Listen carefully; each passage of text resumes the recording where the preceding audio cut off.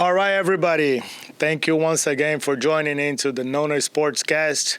This is episode 5 for season 4, and I am excited to speak to a young coach that I've been seeing growing here in the market. At club coaching, he coaches for one of my biggest competitors, but we've always looked at each other. We've always respected each other, and I like how it is. And I told him, and we're going to talk a little bit more about this.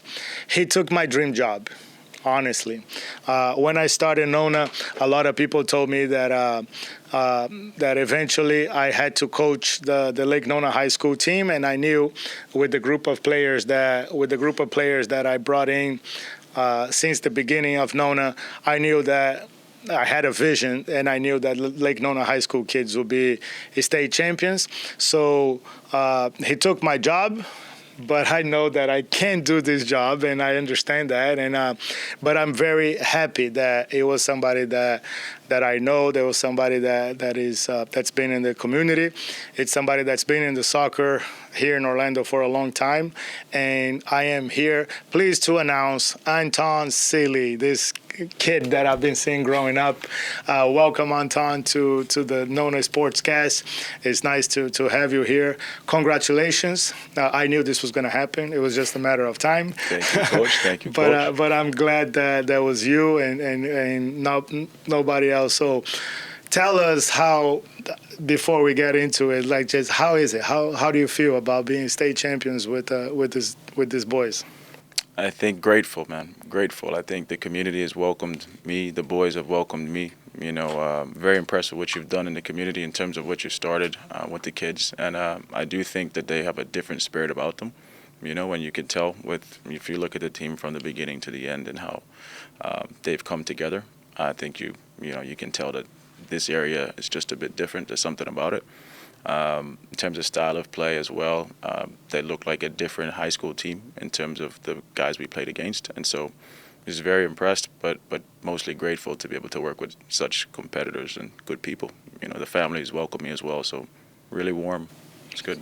So that's cool, and we're going to talk about more about high school, the team and the players, and we're going to talk about positioning if you want. We're going to talk about soccer, all the things that I disagree with you, because I'm one of those parents that are a pain in the butt. I'm kidding, but Anton, tell us about you. How did you end up here? Who's this guy that came out of nowhere and is now state champions in the Lake Nona? Well, I'm originally from the Bahamas, as you know. Came to boarding school to the U.S. at Texas. From boarding school, I went to Carolina. Had success, got a national championship, and then after there, my coach left to Creighton University in Nebraska, and then obviously, knowing Hugh Menzies, who helped me come to the U.S., he helped me transfer to UCF with about 4 or 5 of my buddies from around the country who were from the Caribbean as well, but playing college at different colleges. And then, came to UCF to do my business degree as well as the sports business master's program. How long ago was that, UCF? I think I finished my DeVos program in 2019, yeah. But I was coaching at the club FKK after undergrad about 2016, 2015. So I know you for 10 years already. Yeah, I also know Mauricio personally. Mauricio helped facilitate my transfer. He's someone I consider a mentor. Is a great person. Yeah, so I remember when we were watching Mauricio coaching at UCF, and you had Gabe. So Gabe. We're watching since back then, and it's nice that you've been here so long, and you see. And like I said, we were rivals in the club world, but I think he was a great mentor. I think he's a leader. I spoke to him. I was telling you off camera how much I respect Hugh and the club itself, and I was a little skeptical to say, I was like, we have somebody from FKK coming in and coaching in our community. But I knew it was you, and I knew what we could do. So since when you started at FKK, how was that coaching thing for you? When you clicked in saying that you wanted to be a coach, how was that career with FKK? Yeah, I think I've always known I wanted to work in the game as a coach and kind of share, obviously, the passion and my experience with the youth. if anybody knows my relationship with Hugh, I mean, you know that he doesn't give you anything easy. So I actually first started working at FKK, helping him move boxes in the office during my undergrad. The first team I got at FKK was a fourth level '07 team.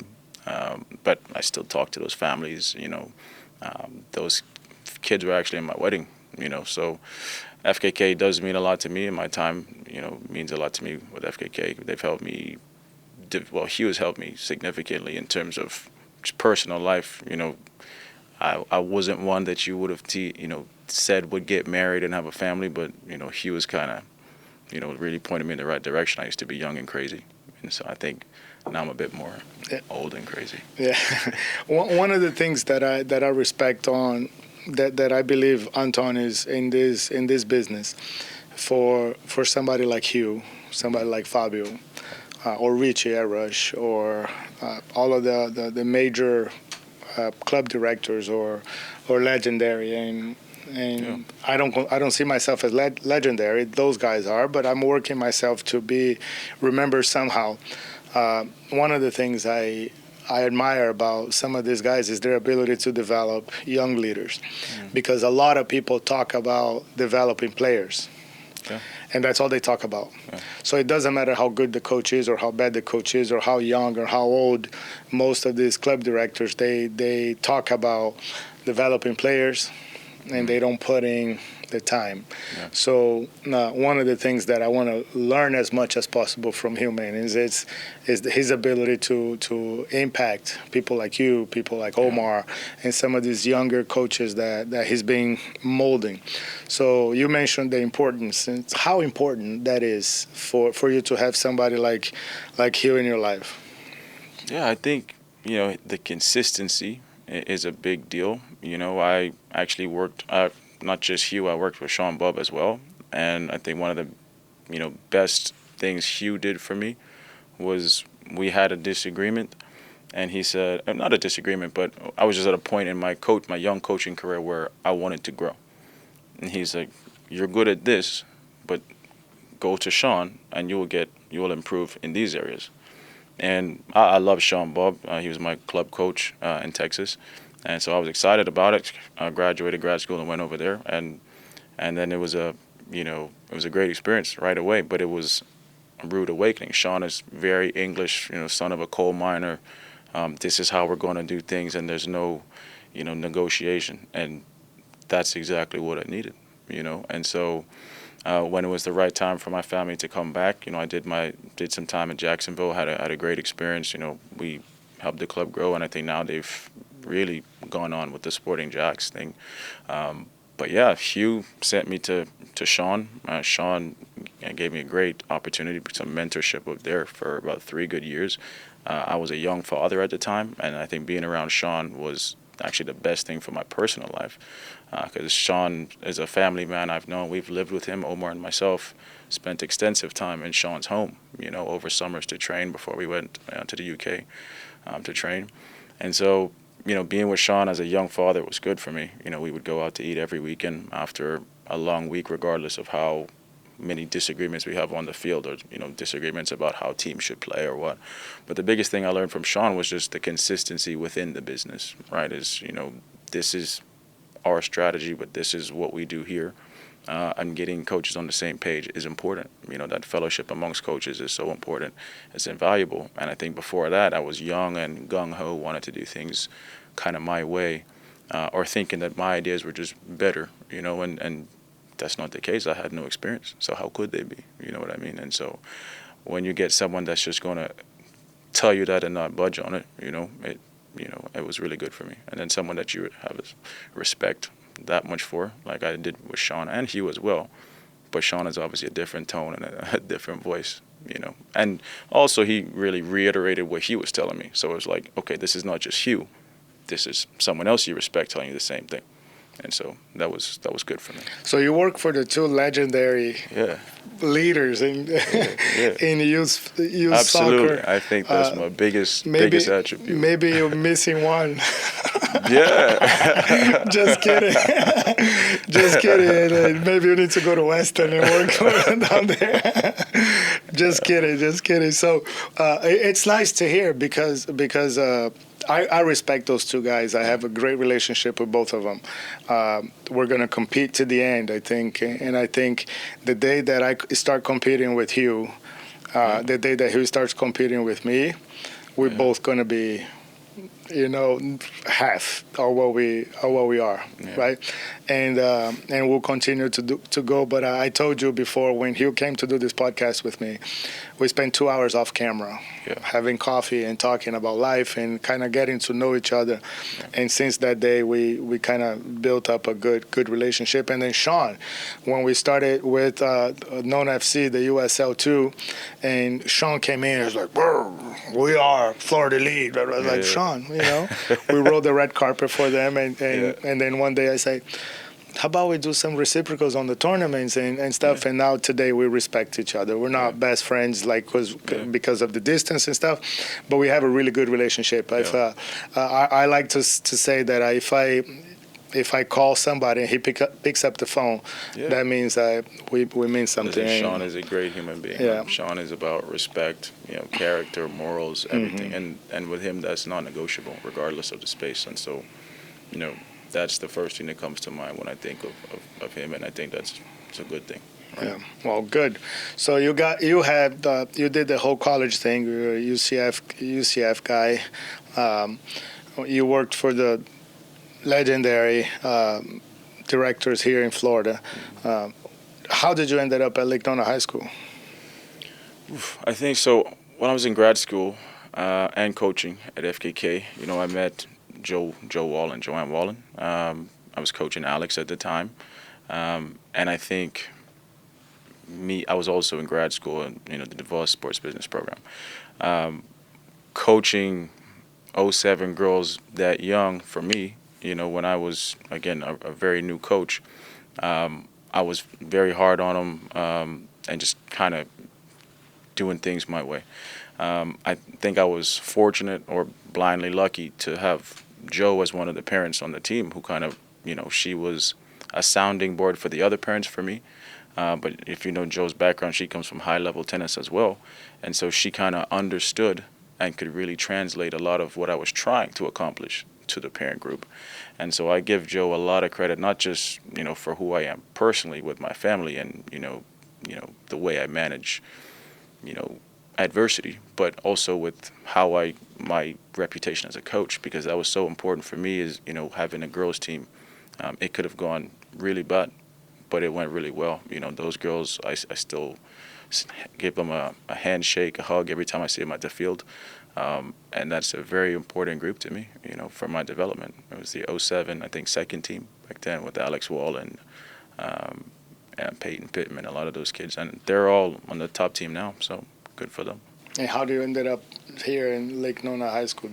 So Joanne Wallen gave the athletic director, Brandon Joseph, a recommendation about me to private train his son as well as, the high school job. And so, Mr. Joseph approached me, I think, about a couple months ago and asked me if, girls or guys. And I think based on where I was at the time, I was like, it would be interesting to coach a guys team. Nice. And he was very complimentary of the coach before. He said the program is strong, but he was very clear that he's looking for a state title. He said that he wasn't too pleased with what had happened at the regional round because they were a strong team and they just thought that things could be done a bit better and push them over the line. So again, super stoked to have met his metrics. Probably gone a bit better than what he thought it would have. But again, I think you can't accomplish anything in football without luck. I mean, you got to be honest. And so just the timing with where certain players were at in their lives, everyone coming together. Some of those kids have only been there just a bit more than a year. I'm just here since October. And so the timing of everything, Mr. Joseph's been here, this is his second year, right? And so just that fresh energy of everyone trying to prove, but also do things right with respect, And if you know me, I'm a player's coach. I'm not a typical by the book, old school coach. And so, I think this new generation of players, it's just better for them. Someone that will allow them to be themselves and kind of tell them the why as opposed to just telling them to do things. And talking about that as a player's coach, when it comes to, let's say Anton had the job to coach the best teams in the world. Yeah. If I give you the job today, I'm Florentino Perez, who's my idol, and I give you Real Madrid and say, okay, you gotta build everything, the culture and everything. What would be the philosophy of Anton? How do you see? What's your coaching philosophy on and off the field, and how would you build the program? Because you have everything in your power, Anton, with our help, with Orlando City Lake Nona, to be this powerhouse in soccer in Lake Nona High School. Yeah. And you can count on me, and I know that you have a good relationship with OCLN as well, but we have the power to become a powerhouse together in this community, right? Absolutely. So what is your coaching style? How do you see yourself looking from outside and then on the field? And tell us that part of it. Yeah, I think, actually one of the things I learned from Mauricio, playing under Mauricio, because Mauricio, you could always tell when you have a coaching staff as a player, you can always tell the different personalities, amongst the coaching staff, within the coaching staff. And you always gravitate to who you gravitate to. And naturally, I think I gravitated to Mauricio as well as a lot of the other players just because of how Mauricio managed players. And I think Mauricio met players halfway. Sean Bubb as well. Playing under Sean. Sean would manage the center back to my left, with a kid at age, 16, a bit different from the way he managed me. He would manage Omar different than the way he managed the striker in front of Omar. And so for me, I think I try to meet players halfway. I give the standard is the standard, right? But I understand from the human element, like my striker, Enzo. Enzo's parents are not with him, right, all the time. Some kids on the team, they come from a home with two parents. And so some days Enzo's not on it, right? Instead of hammering Enzo, you kind of meet him halfway. You talk to Enzo a little bit more. Okay, kind of turn your head away when Enzo is walking through some reps because, again, he's Brazilian. Most Brazilians are game players, not training players, But on the opposite end of that, you have a kid like Moa, training player, any game player. He's, super professional is what I would call it. But I think an old school coach would label Enzo as unprofessional, right, as opposed to kind of meeting him halfway and kind of figuring out the why. What's motivating that kid? What are that individual player's parents telling him? What is he dealing with at school? How do I get the best tune out of that individual kid to kind of blend it with what we need for the team? And I think that would be a management style. I think it's just respect, right? I didn't come into the dressing room or the team demanding their respect, and I don't think that would have worked in a Brazilian community. Yeah, I don't think so, right? So instead, I came and respected them first, right? And I think once they saw that, this guy will sit in school with us. I can come and talk to this guy when I'm having a rough day during school, right? And he will listen. He will help me find solutions. When I ask that kid to sprint back when he's got nothing left, he's willing to do it because, I would meet him halfway as well. And I think meeting those kids halfway and getting that buy-in, it really worked. It really worked. Yeah, that was the feedback. It's funny that when you took the job, and I'm listening, right? I probably heard more of the feedback than you did being in there, and not always negative or not always positive. And I'll be honest, the first thing was like, oh, great. Not against Anton, but against that perception that we talked about being somebody from another club coaching high school here, and then all of that going back and forth. But then I started seeing this follow through and this following, I guess, from the players towards you. And then when you click, it just goes. Yeah, it's like when you put it in fifth gear, it just goes. So we start seeing that improvement, and that was some of the stuff that I was like, I'm humble enough to. I wasn't sure how that was going to work because the tradition between Eddie and Jaramillo before They had an amazing group of kids. I heard. They had success with the thing, and then changing it from quote unquote somebody outside. I say, it's going to be tough. But back to what you said about culture and coaching style, I think respect, right? If I come in there and I don't respect what those guys did, because I did, one of the first things I did was send out a survey to see who was there before, right? Acknowledging that the players that they deemed were good enough should be good enough, right? And so throughout that process, I think that, coming in with a foundation of respect, I respect what you did last year. I respect what you did the year before. If you've been on JV, you should be on JV or varsity. If you've been on varsity, you should be on varsity, unless something dramatic has changed. So I think, also I did performance testing, right? So I think we did some things different this year that, typically haven't been done. We have a junior captain. I was told right away, only seniors are captains. I said, this is a good guy. This guy gets it. Like, this guy he's not super straight, but he knows he can speak to the shy Brazilian. He can speak to the guy who doesn't speak Portuguese, and he commands respect from all of them in a different way. That kid was Maranhão, right? Junior captain. I think, I never even asked Moa what year he was, right? I said, but Moa told me he was a center back or a six and most comfortable there. And I said, well, let's try this. This is why. I just said, well, play this or you sit, right? And, meeting the kids halfway pertaining to Enzo. Some days, again, Enzo's parents are not there. Big story behind the kid.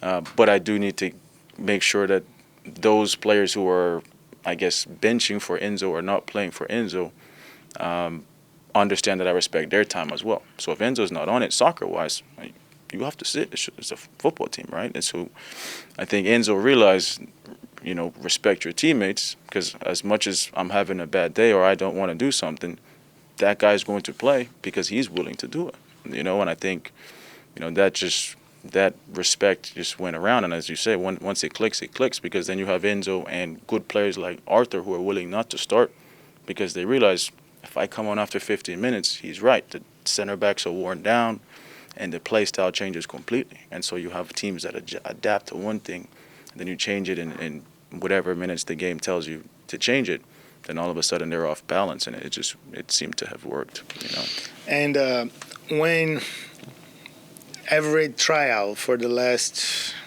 5 years, every Lake Nona tryout, Lake Nona Middle School tryout, Lake Nona High School tryout, Innovation Middle School tryout, and now Innovation High School tryout. Every week of tryout for those 4 organizations, I get hit. Fabio, what are those guys doing? I was like, don't talk to me about high school or middle school. Yeah. And then one day I spoke to Mark,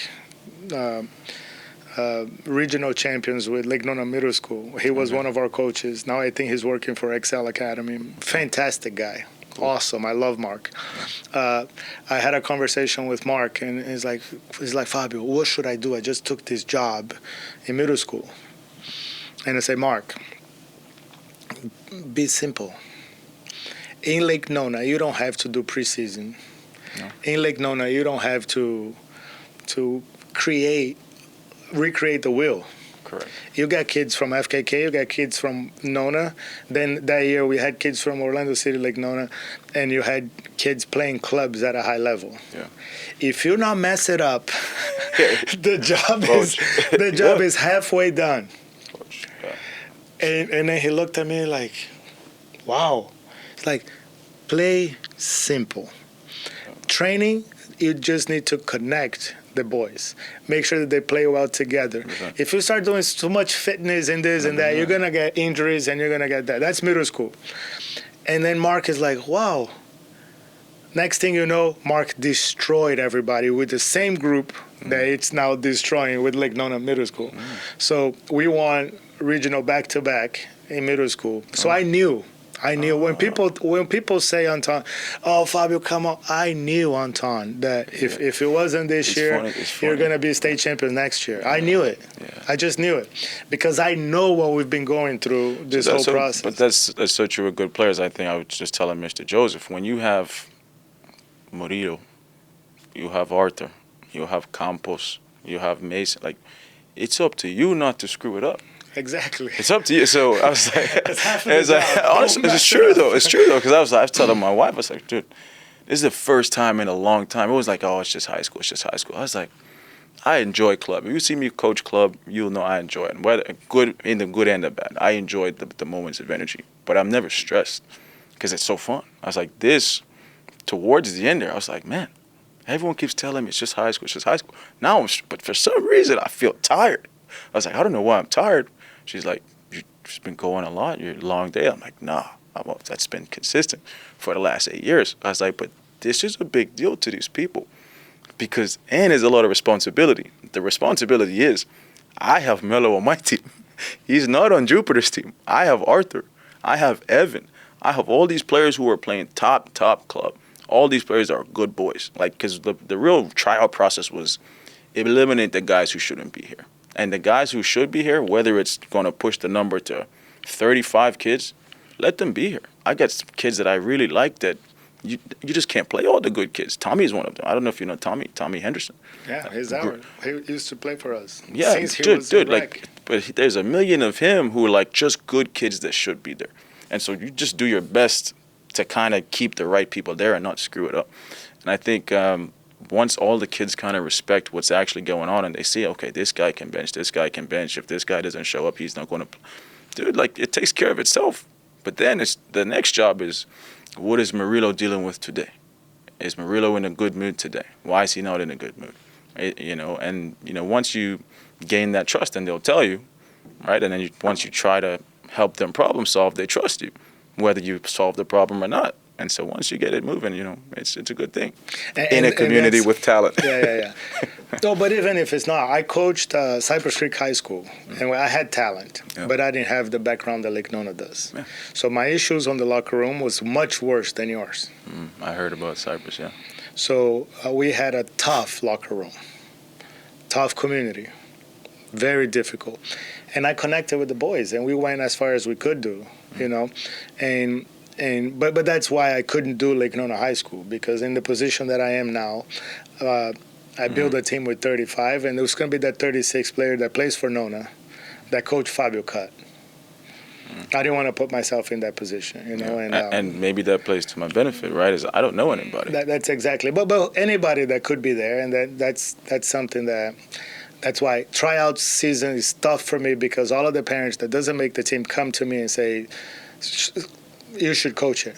Okay, what if I coach and your son doesn't make it? Do I still have to coach? That's a conversation that you're going to have it. So I'm glad I'm not doing it. I'm glad it happened. I'm glad it was with you, because I think Lake Nona deserves it. And if we work together going forward, you're going to have a powerhouse for years to come. And it's something that it has to become part of that back-to-back in having a good team over and over and over again forever. Yeah. Especially with the way the market is. You said it yourself. This region here, special, it's not going to stop. Special. Osceola's right there. The academy's right there. And I think, as soon as the season concluded, I think one of the biggest things we've been doing, and we've had conversations about it, is what's the best thing for these individual players. Whether getting Moody back is good for us, what is the next best thing for Murillo? And I think, and we've actually started, those conversations right now. And, that trust in the community is big. The trust within, from Orlando City to Lake Nona to Nona Academy, that trust is huge, and we want to keep that. And when you come to high school, I love club too. Yeah. I'm going to tell you a secret. I had a conversation with Moa in the beginning of the year, and I said, Moa, this is our plan for you. We put a strategy, and this is how we're going to do. You're going to play up. We're going to play U19. I'm going to talk to Bruno, and Bruno wants you on the team, but I said, Bruno, he's only going to play if he deserves to play at U19. And Moa sat on the bench at Nona for two months until he gained his position, and it was nice to see Moa on the bench. Can I put you on the spot as months. A parent? Yeah. How was that? How was going to games and not seeing your kid play? I see the plane. I see the plane. Is that because you have a coaching background? Yeah. I see the plane. So I don't think that's a fair question to me, but I've been frustrated with Luan sitting on the bench in other places, for example, right? So, but I know where you're going, but I look at the big picture. And you know why I did that? I fired myself as a coach when I realized that I was doing more damage to Moa than I was benefiting him. Wow. And it's funny that I play around. I fired myself as a coach 3 times at NONA. And then at the last time I told Frodo, and I said, I am the last option to cover any team, to do anything. Yeah. And then I tried to go back to like a year ago, and Frodo's like, you're my last option. So Frodo fired me for the 4th time as a coach. But that's part of it. So I had a plan with Moa. And then one thing, I looked him in the eye and I said, Moa, you cannot play high school. Mm-hmm. It's a secret that I'm opening here. You're not going to be able to play high school if what you want to do is to play at the next level. You can't play high school. And we did everything by the book. And then some tryouts. Moa was in Brazil for 5 weeks. And then when he came back, there was a gap of 2 months of no planning. USL Academy with the U19 was over. UPSL, we lost in the playoffs. It was over. And it wasn't going to come back into now, March. Hey. So it was a perfect timing. And then Moa came to me, he's like, Dad, I just want to play high school. And I'm like, and Anton, I would be forever hurt if Moa wasn't part of that. True, what you guys created. And the reason why I said that is because soccer-wise, the level it could be everywhere, right? Training, it's a problem for the clubs.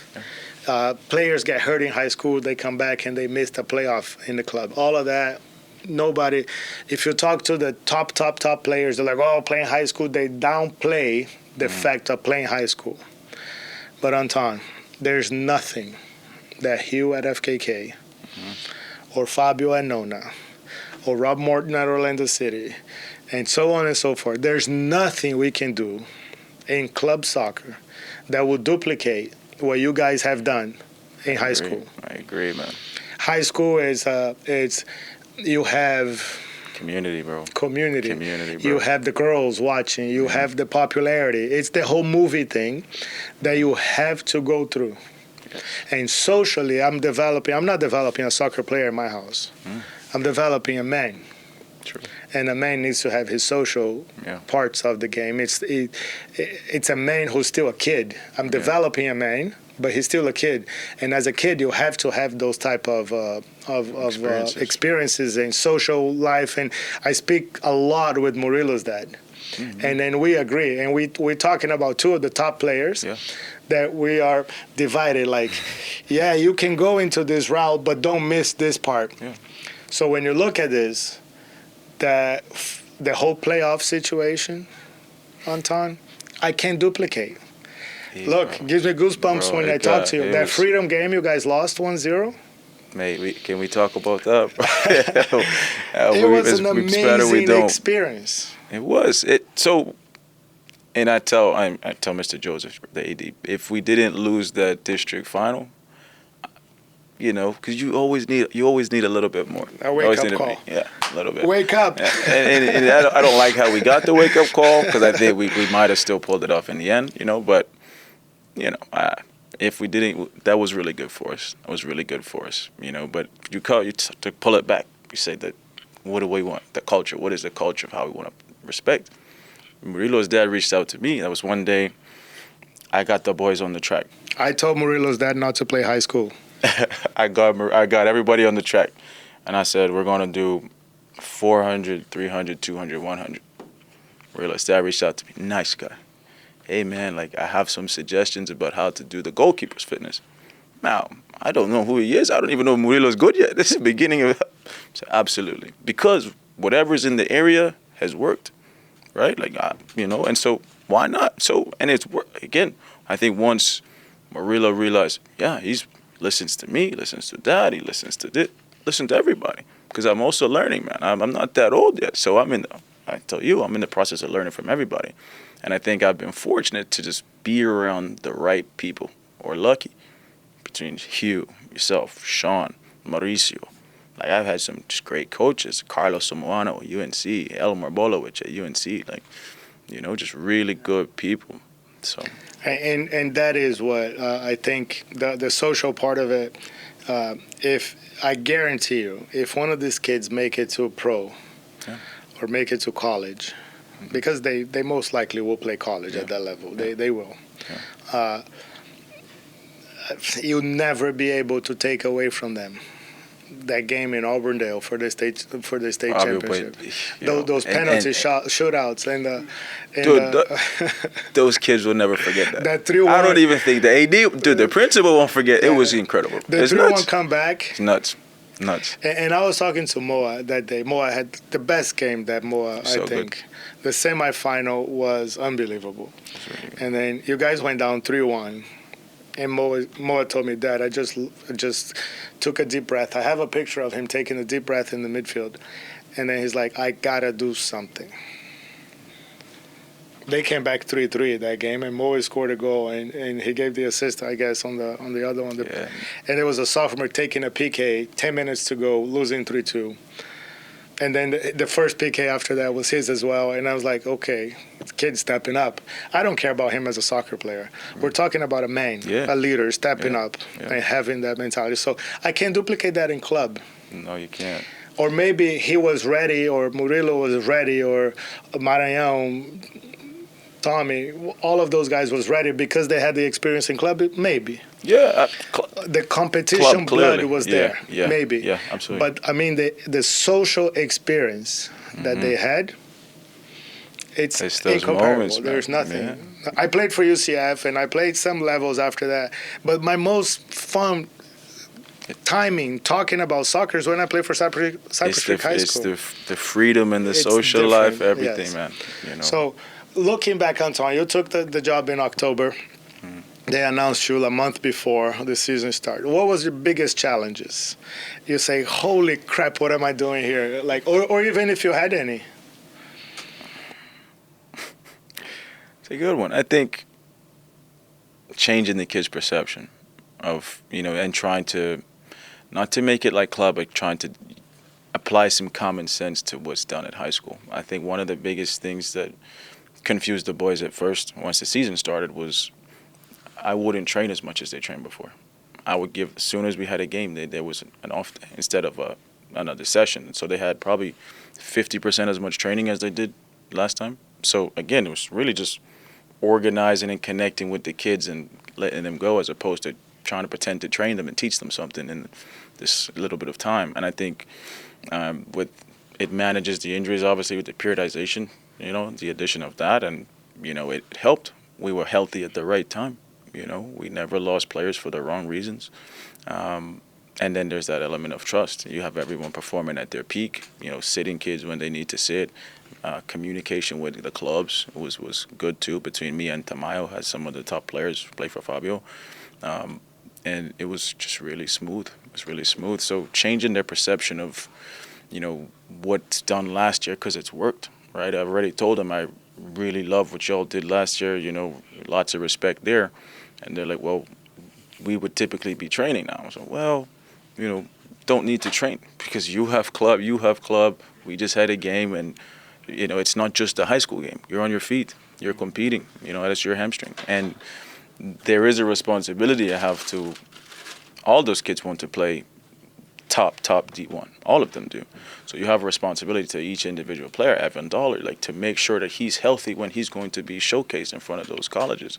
So there are some moments where he wants to play through everything, and it's like, Evan, you got to sit, and if you don't have that mutual respect, if he's not a professional kid, such a nice kid, and again, I did pick the nicest professional, best soccer players in a 250-person trial, the ones that come to you and shake your hand and tell you thank you.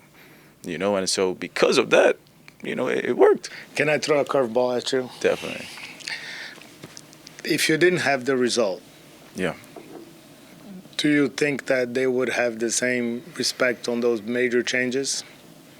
Yes. Yeah. I think so. Because off the field, we put in so much time with them that people don't see. If you don't know, I spend time with them during the day. And I think that's what was the biggest thing. And I did say this to Brennan, I was, as a competitor, you want to win everything, right? But I wasn't freaked out about the state final. I didn't realize it was as big as a deal as it was until after. I had no idea. But as competitors, and I always tell the boys, the most valuable resource on the planet is time. So if we're here, we're just going to go, we're going to maximize our time regardless. And I think that connected with them. And I felt like we did that. And you can't really measure that with outcomes. I'm sure the coach at Jupiter thinks he had a great season. The guy at Timber Creek did have a great season. I know all those kids, great kids, right? So you can't really quantify success only on trophies. Now, you play D1 UCF, you won a trophy. We have a regional trophy we haven't got. I want the trophy because the boys want the trophy too. They want the ring.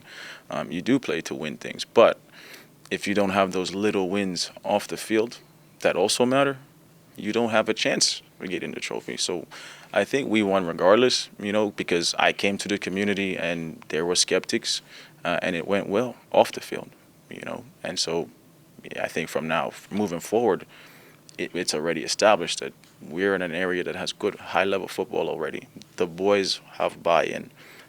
The administration are supportive because, you know me personally. Like, for any administration to back me out the gate they must have some belief, right, and some trust in the process because I'm not the easiest pill to swallow out the gate. And, between Mr. Joseph and Ms. Campbell, you have to give them a lot of credit too. Ms. Solis, she's an AD there as well. They took a chance, some might say. The community took a chance, some might say, but it seems to have worked, because I've had good coaches.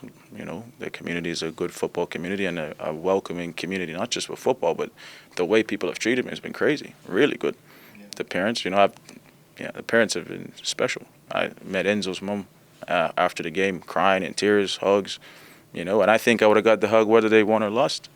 I really do. I had great words of encouragement from Marilo's dad, always, regardless of results. That state semifinal, it was interesting, man. It was a proud moment more because that was the first mistake Murillo ever made in the season. And to see him still have, to see the boys have his back as well and pull him out of that, Moa, Mara, and all the other players as well, obviously. Ray, they were so good at the back, Patrick, everybody. But to see them be able to pull him out of that, by the end of the game, he's trying to Panenka the last peak.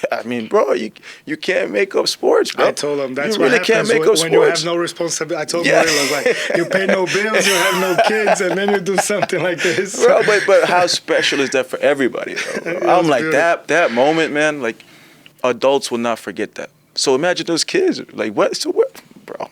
And so for him to make that mistake on the first goal, go down 3-1 eventually, and then come back and Panenka the guy to win.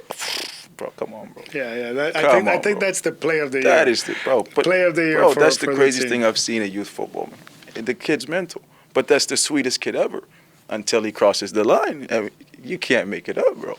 And that's the cool thing about this game, man. Like, I asked you about the results because if Murillo missed that penalty, if he missed it normally, okay. But if he missed trying to do that, however, he would carry the weight. But just after making the mistake, going down, and the other goals were definitely not his fault. But the first one, the personality to come back. That's a W because Dad is measuring the social. Dad knows where he is football wise. Dad is measuring the social for him to have that confidence and bravery to even attempt to Panenka. Yeah, but the emotions of the game, the result in that specific moment, it's huge. Could be huge, could colossal. Be damaging. Yeah, absolutely. To relationships, could be damaging to other things. We've seen it, but it's all assumptions because it didn't happen. That's the beauty of this game. But what if? Screw what if. Don't matter. It doesn't matter what if. It didn't happen. That's what we were talking about before. Yeah. In soccer, I try to say, like, if the ball went in, you don't know, you're never gonna know. Everything that everything that you think at that point, from that point on, it's purely your opinion against my opinion against his opinion, and so on and so forth. But you talk about winning, and if you feel the same, there are kids that didn't play as much as I wanted them to play. kids I love. I think Federico and Fernando, top players, man, top players, and more than top players, top guys, man, top human beings. Great people. And in those moments, NONA players. Man, really, and in those moments, bro, where you know how bad that kid wants to play, but you have to make a call. You have to make a call that you think is that you hope is gonna work. You know, if you don't have a gold medal to give Fernando after the game, bro, how do you look at yourself? So that's why I'm like, man, people wonder why you're like barking and crazy because, dude, there are kids not playing who want to play that you have to answer to. You don't care what their parents think. Anton, I asked Jose this from Orlando City. Yeah. In his case, it's thousands and thousands of kids for 100 spots. Yeah, jeez. 300 kids at tryouts. How was that? I know how it is because I've done it. Yeah. But I want you to tell me the feeling. Because Jose told me something that's probably one of the best things that somebody ever said here is like, what's the hardest part of your job? And he says, having to tell hundreds of people they're just not good enough. And it broke my heart, and I could tell that it broke his heart too, right, Edgar? We looked at it. It was so genuine the way he said it. But 300 people in tryouts, and you have to pick 18, 20, 25. Yeah. How did it feel that night? You know, you try. I think I gave myself a bit of a buffer. I did a performance test. I contracted Spectrum to kind of do performance testing just to kind of eliminate those that are not fit enough to kind of do and allow them to see it, you know. And I think showing everybody that there's a process behind it, you know, really helped with this selection in terms of, for us, obviously, if you're below, natural funnel below a certain score. But then even the ones that got cut, we actually created what we call a development academy where we would see them once a week, so that if they wanted to play football, they had a means to play. Then the JV team, which one of my biggest regrets actually is I couldn't spend time with the JV team. So I went to boarding school. I wasn't really familiar with the varsity JV, you know, thing. And so my assistant coach spent more time with the JV because everything I did, if you understand training a football team to win, you have to focus on starting team plus guys who play. And so it couldn't get around to JV as much. But, you know, I think offering those guys who you said no to a pathway to, you know, if you want to represent your school, you can eventually if things work out, right? But you still have a chance. We still care about you. We still want you to come to games, you know, and because football up here is crazy, bro. Everybody wants to play. And it's tough, Everybody man. wants to play. When I did it, Anton, I wasn't a staff. I wasn't part of the school. Yeah. And I came from outside, and then some of the kids knew me because I'm like his dad, and some of his friends that were around us, they knew who I was. And I had the reputation because I was coaching some of those kids in club. So that part was easy. They knew that soccer-wise, I knew what I was talking about. But then you go into immediately 300 kids in tryouts. You pick 25, and 275 are against you immediately. Yeah. So yeah. you have students going against you. Yeah. So you have to win them back quick because the season is only 3 months. Yeah.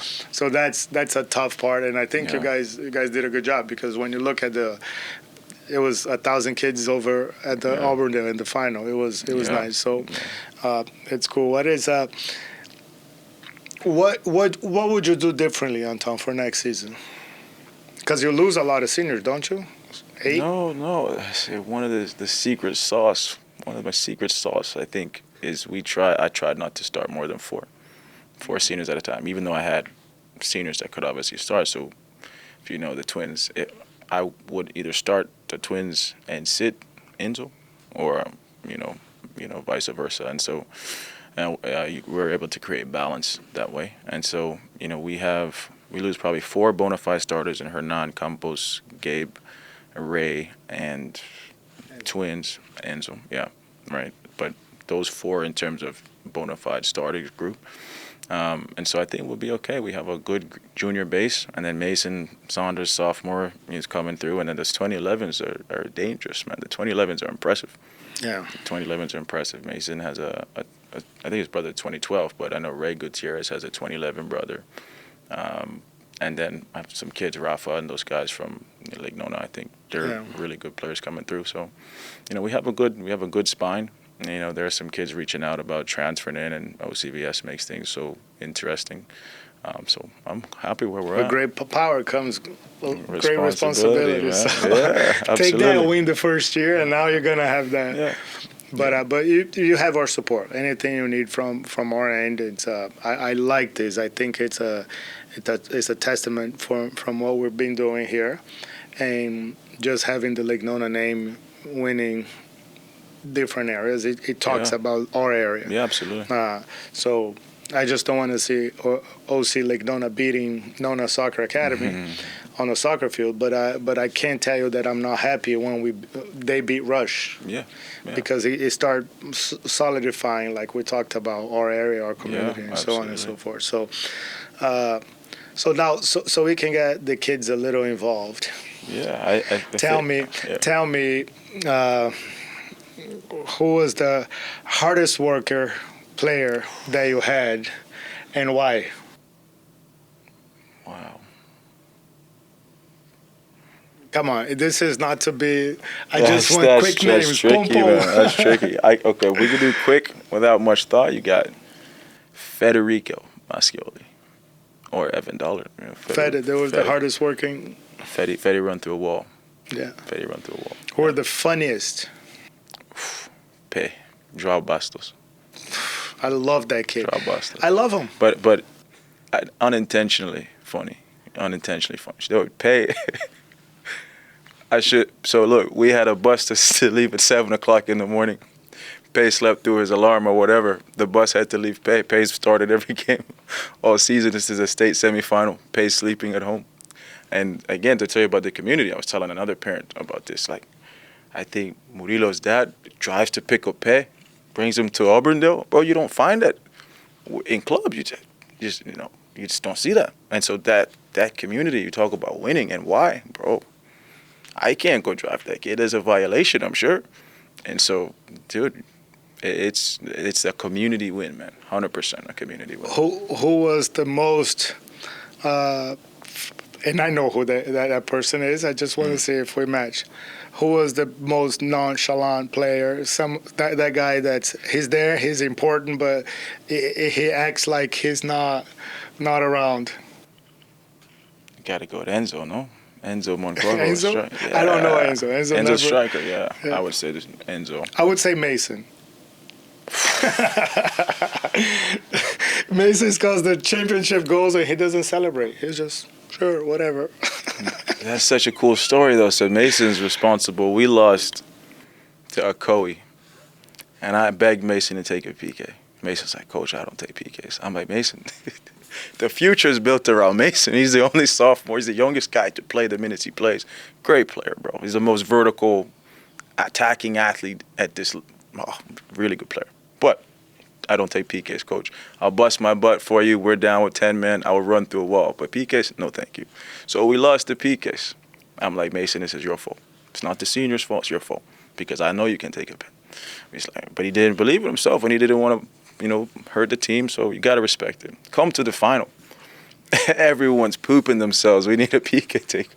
And I'm terrified. I don't want Murillo to try to chip again because it's like Murillo's ego in football is different from Murillo off the field.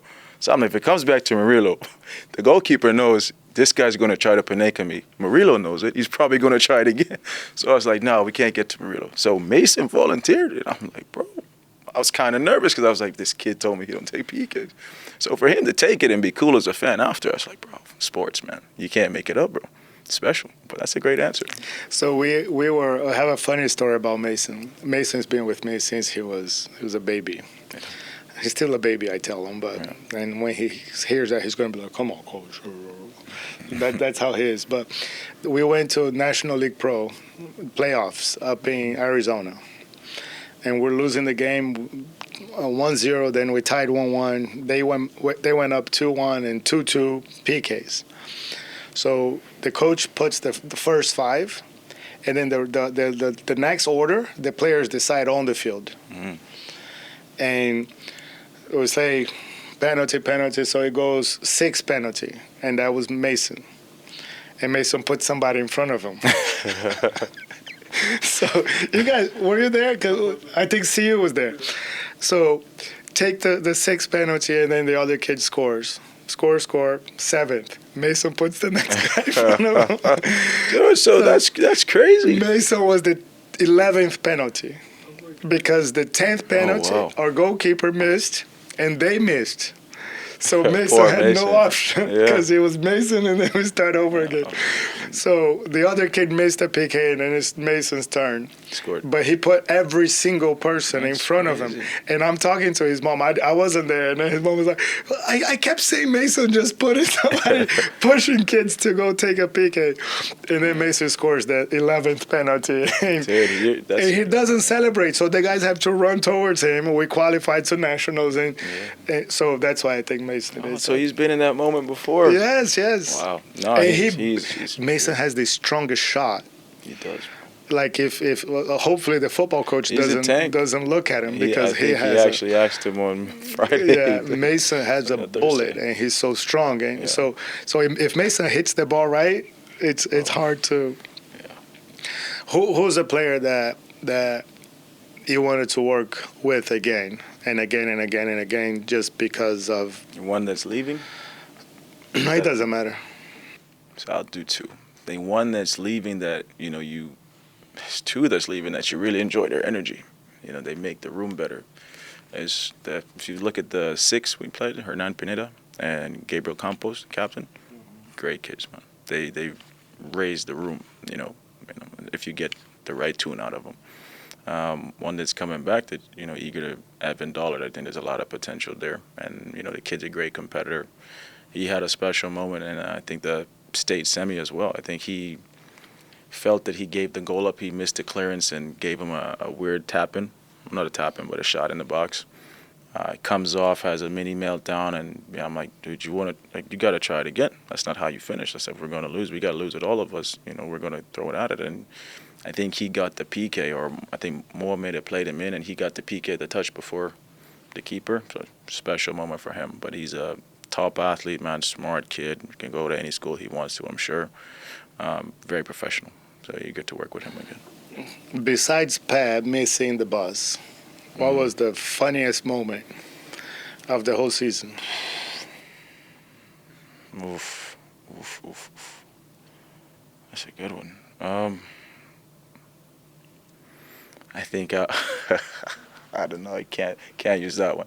All right. So on the bus after the game. Can you imagine how many he can use? I love coaching high school. You have no idea. There's That's so many the you best. can't use, especially with logos on the camera and all that. On the bus after the game, after playing Timber Creek, it was good. It was good. Good times on the bus. I saw. They called good me. times on the bus. They called me, and everybody was Good times singing on the Coach bus. Fabio. And Good times on the it was bus. fun. That was a good times on time. the bus, man. The poor bus driver was trying to drive and just hearing water flying in the back, people's shirts off, cheeks on the window, waving to Timber Creek. But it was. Yeah. When did you know we're not losing this thing? We're going to go all the way through. Because, as coaches, you know. When in the season, one moment in the season, I can tell you as a parent, I can tell you when that was. But from the coach's perspective, when was? Actually, I think after the district final when we lost, the way we lost, with the mini meltdowns and just things were going so well up until then, and then that's the first really bit of adversity results-wise, and you can teach so much from that. And so, we spent like 7 minutes there, and I think after that, everyone's still angry, and they rightfully so. They should have been angry just based on how the officiating went. But regardless, the result, I knew we would make a real run after the state semi. You're going to win. When you go down 1-3 in football, the football gods, you're not going to bring you back to Paneka, the guy, to lose the final. So I was comfortable even in the final. I wanted to win by 16. I thought we deserved to win by 5 in the final. But, you knew you're going to win. You have the right man in goal between both teams. Which one do you want to have? We got the right one. And so I was confident. You didn't see Moa slip, man? No. Where was like a minute left in the game or 2 minutes left in the game. Moa brings down the ball on his chest. Mason crossed it? Someone, bro. And just off, he turned around, contorted himself to control it, and just momentum. He fell. I saw it. Yeah. That was the gameplay. But, you felt more for the kid, but still know you're going to win because just all over them, man, to be honest. I thought you guys won the state championship when you scored the third goal on the semifinal. Yeah. I knew you guys were going to win.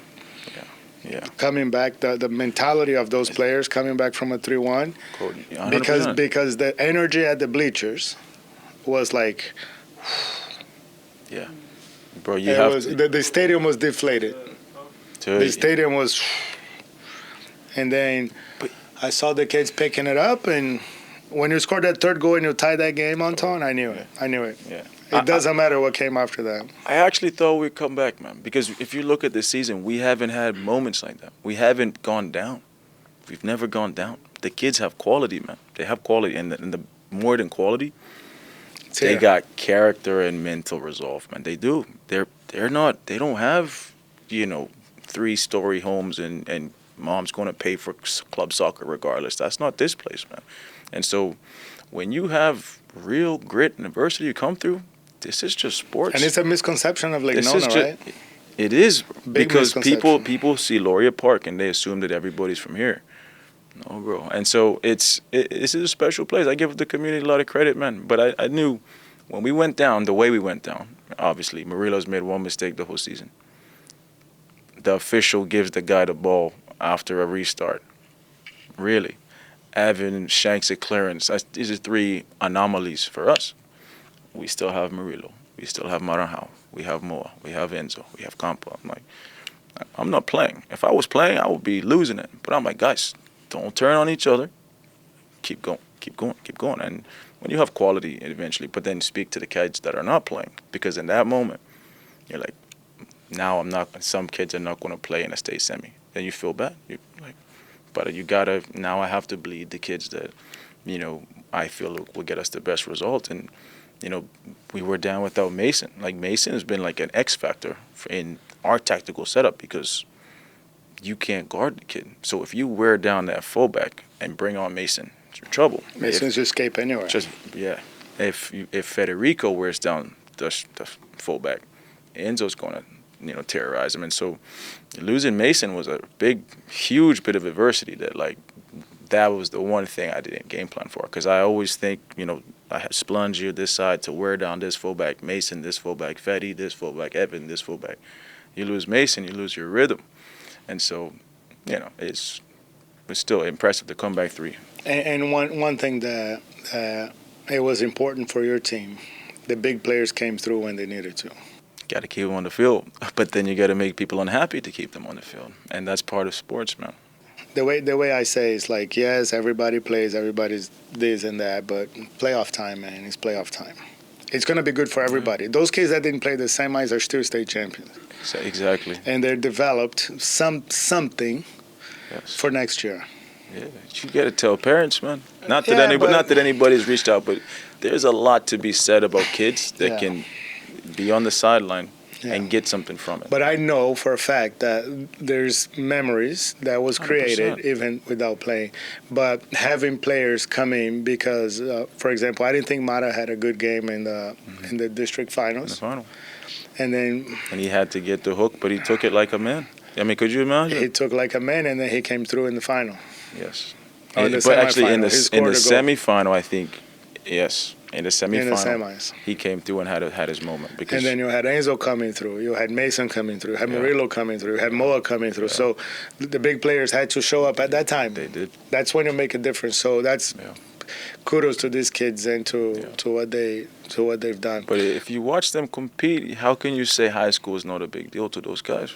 You see what I'm saying? No. The way the motor, the output, like, bro.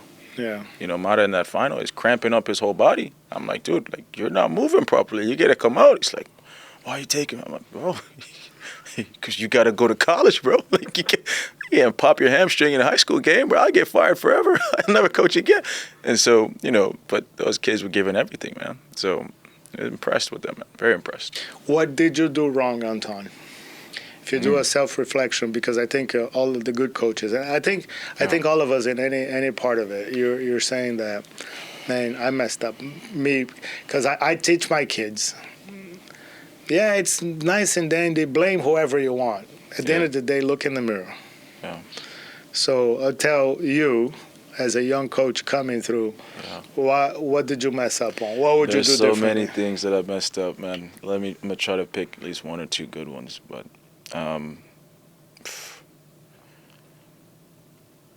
dude, this kid's name keeps coming up. I mean, there's good kids. They're good kids, man, and they do whatever you ask. They show up, but they just can't all play, and you can explain it to them as best you can, but when you really want to play, you want to play. And there's just one or two, relationships that you want to make sure that they feel value in the time that they've given you, because they've given you everything. I can't say, hey, Tommy, you should have given me this. At the end of that thing, there's 25 medals. Out of all that effort for the whole season, bro, there's 25 medals, man. It sucks. It's like, dude, these kids, this guy's a senior, this guy's a senior. They've come to every session. But, in the end, you have to select 25 for these games. And sometimes, you don't fall in there. And, I do think in hindsight, that 25, maybe because they're seniors, you're in the back end of that roster, instead of having youth on there, maybe you just load it up with seniors, just because you want, as senior in high school, man, you want those memories, man, and you want to feel a part of it, and whether we want to admit it or not, even though I told them come to the game because I wanted them there, and they came, but they weren't in the 25, right? I think with those medals, man, I want to make sure everybody feels like they have something to take away from it if they're a senior, because the juniors will have more. They will have more opportunities, and so there's some kids in the senior class that I wish, I kind of forced in that 25. Second thing I think is that JV thing I mentioned earlier, right? There's a lot of good kids there, not just potential-wise, but good kids in that group. I think juniors that, not everyone's going to make the varsity team when you have that much talent, obviously. And me not spending as much time with that JV group definitely would give the perception that there's less interest, And so I think the second time around, I want to make sure that however we set it up structurally with practice and just time spent, you want to make sure you take care of not just the future, but kids that are in the middle. Because without the middle, there's no club soccer. Without the fans, there's no football. And they're kids. They're young men, but they are kids, man. That's what people don't realize. Enzo might be 6 foot. Patrick might be 7 foot. Patrick's still a kid, man. When his family's in the Czech Republic, we got to go pick him up and take him to Chipotle. Patrick might live in Laureate Park, and he won't ask for a ride. But Patrick really appreciates a 2-minute car ride to walk home, and giving that kid a sense of community is important, because he's the only white kid on the field, and he's the first time in America. He's been here for 2 months, and I think those boys did such a good job of, even when he wasn't playing, because he doesn't play like them. He's so different. And so you have to find that way to complement his game to show them that there's a lot of value here.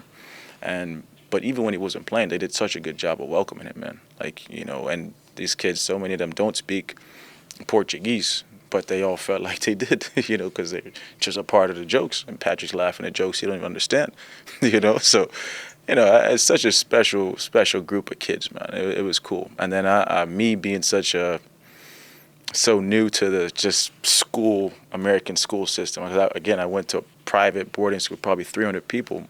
The admin has been so supportive, because there's been so many learning curves, man, and they've been really supportive, So, Anton, we can sit here and talk for hours. I think this conversation has been so relaxing and funny to hear the background, the locker room, and the challenges that you go through. Because I like to normally when I talk to coaches, it's like, please tell these people that don't know anything about soccer what really goes on, right, in the locker room or in the bench. And nobody knew that Maranhão was cramping up.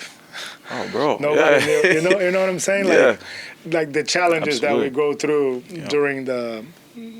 during the whole process.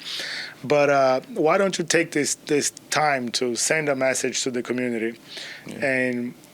and whatever you wanted to say, whether it's take this, we won, or No, or, I or think let's prepare for next year to do it again, whatever. So take this time to yeah, I think in the community of Lake Nona High School is doing some special things athletically. Laurier Park, Lake Nona, the area has grown significantly, and they're the innovation capital of Central Florida. We were taught this in grad school, that this was going to be this way. I think you're the first person that knew it sports-wise, for sure, that this was going to be this way. So you give me a lot of credit. so the sports within the area, and as well as the thinking and the forward thinking in the community, the high school is a hub, and they're doing some great things. I think the golf team is state champions as well. The girls soccer had success this year for sure. Rob, they're doing a great job there.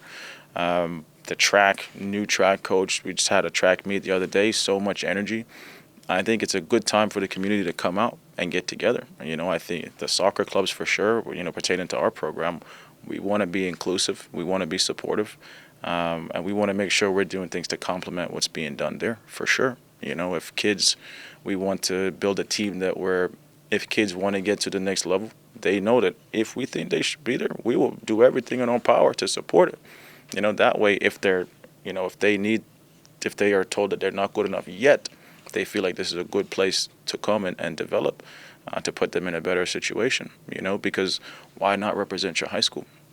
It's the community's behind it, and we want more of the community to get behind it. We want more engagement from, say, what do you call it, Boxy Park and the high school. It's a 5-minute distance apart, and there's so much good energy here, and there's so much good energy there. But within that 5 minutes, it seems like the quiet community just kind of, is a buffer between it, and we want to bridge that gap by bringing everybody out to support events, and not just high school events, the youth soccer. When you guys put on a tournament, there's so many people there, but their parents. I feel like the business community should come out there and see how many eyes could see their brands, man. And support. There should be more concessions, more tents. I just think this area has a chance to do something special, not just athletically, but in business. And as the innovation capital of Central Florida, it's a great place to start thinking about how can we bridge that gap between business and sport, and to the benefit of not just the high school, but the youth. Innovation High School as well. They've had a great season as well, and people don't talk about it. There are a lot of NONA kids there as well. Without seniors, what they did is incredible. And the good coach over there as well. I heard they gave you guys a hard time. We didn't have our players, coach. We didn't have our players, coach. What are you talking about? I have my guys there too. Nah, man, you got one source in Charlie Wall, and that's a faulty source. But honestly, Marilla was wherever he was. Lucas Quesada told me he's not a goalkeeper, and I begged Lucas to play goalkeeper because I think Gabe was out as well. And so it is what it is, for man. State champions. Coach, but to be fair, I've never seen anybody celebrate a tie like it's the World Cup. But not in Lake Nona, but I guess it's okay over there. It's all right. So let's not get in there. But it's a huge win for those guys too, not having seniors and the rivalry. That's how it is. And it's new to you, but I've been seeing this rivalry between Lake Nona Middle School and Innovation Middle School for a long time. So I remember when Innovation beat Lake Nona, and then the next year, Lake Nona just murdered them. Coach. And then the next year, they tied. You know what someone told me before? They said Real Betis cannot be a rival with Real Madrid. So I don't see a rivalry there yet. I am not the one saying that. I don't see a rivalry yet. Not yet. I can't be involved. I just had to do that. Not yet. But you heard it from the man. We're here going on almost an hour and 20 minutes now for this conversation, and I love it. I want to, first of all, thank you, Anton, for your time and for what you've done for the community. I hope that you felt welcome here. I hope that at least from NONA Soccer and NONA Sports Club and NONA Sports Cast, you're always going to be welcome. There are a couple of things that we're going to disagree on, and if you open that door, I'm never going to be that guy that's going to come to you and try to input or implement things on your business. That's not who we are, but we are here for that support and to help you as much as possible. I think your success is our success. So welcome to the community. Congratulations. You got something that I don't know if another team in Central Florida was ever state champion in soccer, was it? They said 46 years ago, Winter Park. There you go. So it's a huge accomplishment. I already knew, like I told you. Yeah. I already knew. 9 years ago, I had that vision, and that's what I texted Mo at the end. I say, I know it's new to you, but I've seen, baby. Congrats. I hope Mo texted you back. You told me not to play high school, Dad. Yeah, he did. And that was the conversation, and it is a pleasure to be here with you. Count on us for anything you need. We hope that you're back to back, and three-peat, four-peat, five-peat. I don't even know how to go. I want Lake Nona to have as many state titles as possible, because I know if that happens, we're going to have more and more Nona Soccer Academy kids being state champions. So thank you for your time. I appreciate you being here. Man. Congratulations, and I hope we can do more of this. Thank you, Edgar, my true thank you, brother. Bodyguard here, working the cameras. Thank you, Nona Media, for once again allowing us to use this space. It's becoming more and more professional. I have a fantastic guy driving the bus here, and then I have the best studio probably in Central Florida for us to record this. Nemours Children's Hospital. It's a big sponsor, a big partner, and family now, and I want to thank everybody. So once again, NONA Sports Cast, I hope you enjoyed it. Lake Nona High School is state champions. Thank you, guys. Appreciate it. Thank you. Well done, man.